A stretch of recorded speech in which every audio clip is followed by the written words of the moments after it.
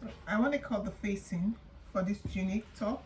So all you need to do is fold your fabric back into two like that, and fold the fabric you want to use for the facing into two as well.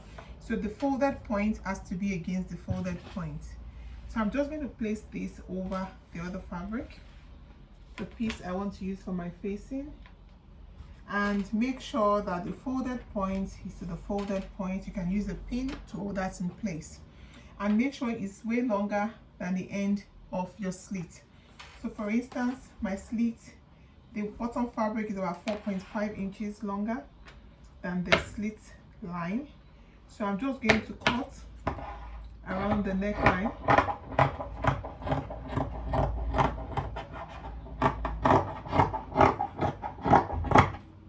I'm not going to cut this part because it gets tricky when you do that, so until I'm done sewing. So I'm just covering this part as well for the front piece. So what I'm going to do is I'm going to stitch this after adding my feasible interfacing. I'm going to take this and place over this.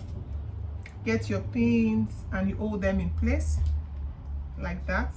Okay, then you're going to stitch around the cut for the main dress, and when you're done you can slit that open. So to cut the facing for the back, what is left, you get the back piece as well, and you're going to fold this into two.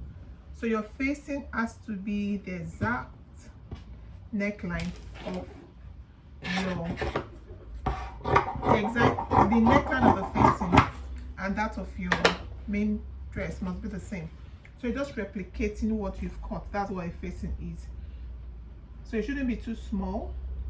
If not, it's the purpose of doing a facing is going to be forfeited. So for the back as well, I'm going to make it about 4.5 inches longer than the center depth of the neckline.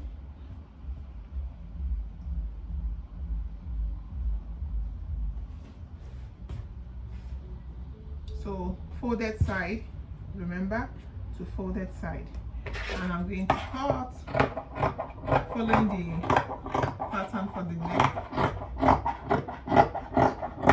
Okay, so that is it. So I'm going to trim this to be the same width as that of the main dress.